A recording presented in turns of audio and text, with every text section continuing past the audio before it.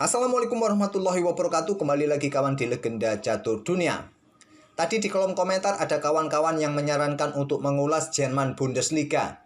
Bukan Liga sepak bola Jerman Bundesliga kawan, tapi ini Liga Catur yang ada di Jerman kawan, yang melanjutkan periode ketiga bulan Februari ini. Kebetulan juga Hikaru Nakamura baru turun di Februari ini kawan. Tapi sementara saya tahan dulu, saya akan mengulas permainan Magnus Carlsen yang tertunda.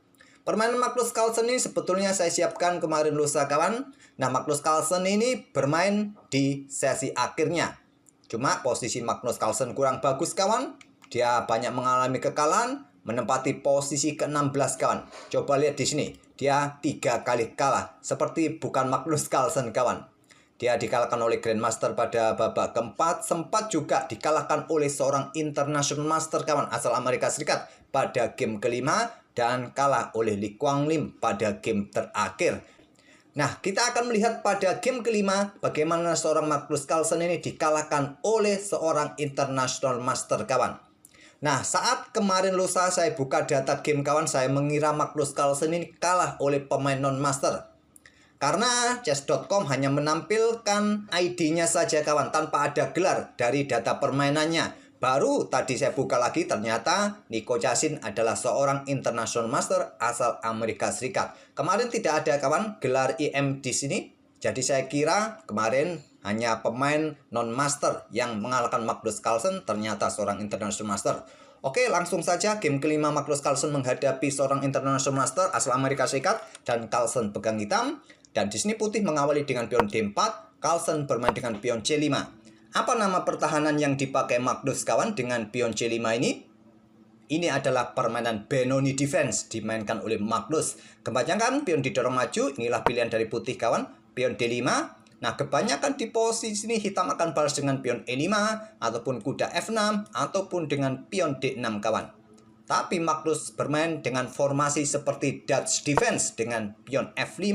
Kalau kalian ingin memilih jalur utama dengan pion E5, nah di sini pion E4 akan dilanjutkan oleh putih, baru pion D6 akan dilanjutkan oleh hitam kawan. Tapi Magnus memilih keluar dari jalur utama seperti biasa dalam permainan Blitz Title Tuesday. Magnus Carlsen seringkali bermain di luar jalur-jalur permainan pada umumnya kawan. Pion F5. Nah, pion C4, kuda F6 lanjut Magnus, putih juga mengembangkan kuda C3, dan Magnus sekarang pion E5, langkah yang bagus juga kawan, ataupun dengan pion G6, gajah Fianchetto di petak gelap, dan rokade. Tapi Magnus memilih dengan permainan pion pusat dengan pion E5, N pasen, pion D pukul pion E6, tidak langsung diambil balik, ada beberapa game yang langsung ambil balik dan pertukaran menteri kawan, tapi Carlsen dorong maju ke petak D6 saja. Dan buka akses bagi gajah, coba rebut pion ini kawan. Kuda H3 terlebih dahulu lanjut putih, Carlsen gajah ambil pion E6. Selanjutnya pion E3 untuk juga hentikan laju pion di sini kawan. Dan buka akses bagi gajah, terangnya berkembang, rokade di langkah berikutnya. Carlsen melanjutkan pengembangan kuda sayap menterinya kuda C6. Nah, di sini Stockfish menyarankan gajah E2, pion B3 kawan untuk perkuat rantai pion, dan gajah tempatkan di diagonal gelap panjang. Langkah yang kuat menurut engine Stockfish, atau kuda ke pusat ke petak D5 kawan, menantang pertukaran kuda. Tapi memilih menyerang dengan langkah kuda G5 serang gajah. Gajah tarik mundur Carlsen ke petak G8, petak terkuat bagi gajah terang ini mundur kawan. Kemudian baru sekarang gajah E2. Pion G6 lanjut Magnus, putih rokade, dan di sini Magnus melanjutkan gajah G7 diikuti dengan pion B3. Langkah blunder dari putih kawan. Kemarin ada tanda-tanda seperti blunder warna kuning, warna merah kawan. Entah kenapa sekarang kok tidak ada. Ya begitulah kawan, visualisasi dari Title Tuesday kadang-kadang berubah, kadang-kadang analisanya ada, kadang-kadang enggak. Di sini langkah blunder dari putih kawan, tadi ada langkah terbaik seperti pion A3 terlebih dahulu, atau kuda ini ke petak B5, kuda mundur lagi ke petak H3, merupakan beberapa opsi kawan. Apa yang menjadi masalah dengan pion B3? Tapi Magnus Carlsen tidak menemukan langkah terbaik yang bisa dimanfaatkannya saat pion B3 blunder dari putih ini kawan. Apa yang menjadi masalah? Masalahnya kuda ini lemah kawan. Coba lihat di sini. Ada opsi discover pada dua kuda ini, tapi Magnus melewatkannya. Dan perhatikan kontrol waktunya dari Magnus. Dia melangkah pion H6 ini, dia hanya menggunakan increment-nya saja kawan. Seperti langkah pre-move, Magnus Carlsen usir kuda dengan pion H6. Tentu langkah kuda membuka akses bagi gajah ataupun menteri menyerang dua kuda ini pilihan terbaik, terkuat. Coba lihat seperti itu. Tapi Magnus melewatkannya. Dia melangkah dengan pion H6, kuda mundur. Nah, dibalas dengan langkah pion G5 lanjut Magnus. Baru sekarang gajah B2 pertahankan posisi kudanya. Gajah E6 aktif kembali Magnus. Kemudian kuda ke B5. Coba rebut pion ini kawan. Ataupun ancaman garbuan kalau menteri pindah. Tapi pindah kemana juga masih bisa kontrol petak C7 ini. Magnus melepaskan pion. Dia memilih rokade. Nah, menteri ambil pion D6. Menteri ambil balik. Magnus Carlsen mengajak permainan tanpa menteri di langkah ke-16. Pion dalam ancaman kawan. Di sini ada benteng A ke D8. Melepaskan pionnya kawan. Tapi hati-hati. Kalau caplok pion ini, ya dia kesulitan akan keluar lagi kawan. Ada kuda yang menjaga peta A5 jika ingin lompat ke peta A5. Backup dengan langkah benteng AD1. Baru sekarang Magnus selamatkan pion. Pion B6. Ada pion A3. Kontrol peta B4 dari manuver kuda kawan. Di sini ada benteng D7 lanjut Magnus. Angkat benteng untuk segera double ataupun juga untuk perkuat baris ketujuhnya. Ada opsi juga dengan kuda ini bergerak ke peta E4 kawan. Menantang pertukaran kuda untuk membuka nanti lajur F. Tapi Magnus memilih angkat benteng D7. Nah sekarang pion F4 tantang putih. Magnus menolak dengan langkah kuda G4 untuk mencoba menantang pertukaran dengan gajah ataupun juga membuka akses pertukaran gajah gelap. Pertukaran gajah gelap terlebih dahulu oleh putih. Gajah pukul gajah G7.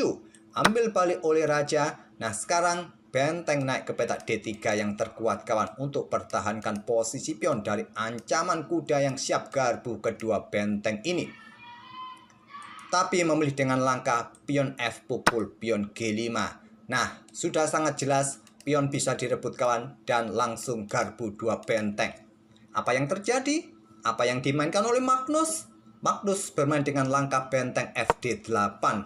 Blunder kawan. Melewatkan langkah kuda ambil pion. Apa yang menjadi ketakutan Magnus untuk tidak ambil pion ini kawan? Kemungkinan akan dijawab dengan langkah kuda F4. Kalau menemukan langkah presisinya kawan. Atau mungkin pion pukul pion terlebih dahulu. Tak ada masalah juga bagi hitam. Malah keunggulan hitam akan lebih bagus kawan. Tinggal ambil balik. Sudah beres, tidak ada ancaman yang berarti. Kalau ada ancaman dengan kuda ke F4 ancam gajah ini kawan. Kalian bisa pertahankan benteng digeser. Aman sudah gajah ini. Entah kalian mau bergerak seperti apa. Tetap posisi hitam masih lebih baik. Nanti unggul kualitas perwira. Tapi Magnus memilih geser benteng F D8. Doubling kawan untuk menekan kuda di sini. Pion pukul pion terlebih dahulu tempo skak. Nah di sini bisa langsung direbut kembali oleh kuda kawan. Tapi memilih raja mundur ke petak G8. Nah sekarang gajah sikat kuda G4. Ambil balik oleh pion F. Kuda ke G5 ancam gajah. Magnus Carlsen mempertahankannya dengan benteng E7. Seumpama kalian sikat kuda di sini kawan. Ya tentu saja benteng pukul benteng di sini.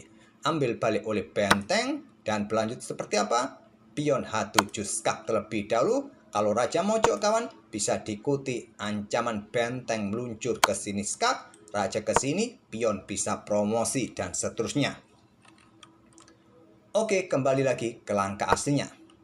Di sini benteng E7 pertahankan posisi gajah terlebih dahulu, tetap pion H7 skak, raja maju ke petak G7, kemudian kuda ambil gajah E6 skak. Ambil balik oleh benteng, kemudian kuda ke F7. Untuk dukungan pionnya bisa promosi, ancam benteng, discover juga, ruwet juga kawan. Serangan dari putih ini sudah membuat posisi Magnus sangat tertekan. Di awal pembukaan Magnus Carlsen bermain satet-satet kawan, sekarang merasa tertekan, kontrol waktunya sudah bisa diimbangi oleh putih. Biasanya Magnus Carlsen itu perbedaan kontrol waktu dengan lawannya dalam permainan title Tuesday sangat jomplang kawan. Magnus Carlsen bermain cepat pun masih menguasai medan pertempuran. Tapi sekarang lawannya bisa mengimbangi karena dua kali Magnus Carlsen melewatkan langkah kemenangannya kawan saat lawannya blunder. Magnus Carlsen tadi blundernya fatal dengan double benteng di lajur D tadi untuk menyerang kuda di petak D6. Sekarang posisinya berbalik, putih dalam posisi kemenangan. Benteng D bergeser ke petak E8. Benteng D7 terlebih dahulu diangkat dan persiapan discover juga kawan. Nah, raja ambil pion H7 sekarang. Kenapa tidak dipromosikan saja untuk bisa mendapatkan kualitas perwira? Ini juga langkah bagus sebetulnya kawan untuk mendapatkan kualitas perwira kawan. Langkah terbaik juga menurut engine. Tapi memilih benteng diangkat kawan. Nah, raja ambil pion sekarang, kuda G5 skak. Sama saja unggul kualitas perwira. Raja ke G6, caplok benteng, ambil balik. Nah, di sini benteng FD1 membuat Magnus Carlsen menyerah di langkah ke-31. Apa ancamannya kawan? Ancamannya ya di sini. Salah satu benteng akan diangkat dan menantang pertukaran benteng kawan. Dan posisi benteng ini juga menguasai baris ke-7. Pion jatuh di langkah berikutnya, kuda terancam atau tantangan pertukaran benteng. Tak ada masalah kalaupun pion ini diambil oleh hitam kawan. Unggul kualitas perwira membuat Magnus Carlsen tidak mau melanjutkan permainan kawan. Menyerah di langkah ke-31. Dengan kontrol waktu yang ini jarang terjadi, Magnus Carlsen sedikit lebih lambat kawan permainannya daripada putih. Yang dimana Magnus Carlsen biasanya satset. Tapi sekarang kita lihat putih mendominasi permainan karena Magnus Carlsen melewatkan 2 langkah kemenangannya tadi. Oke, semoga permainan Magnus Carlsen tadi bisa menghibur kalian. Nah, inilah game yang kalian tunggu-tunggu di mana Magnus Carlsen kalah. Terima kasih sudah mampir tiap hari. Kita akan bertemu di video-video berikutnya. Wassalamualaikum warahmatullahi wabarakatuh.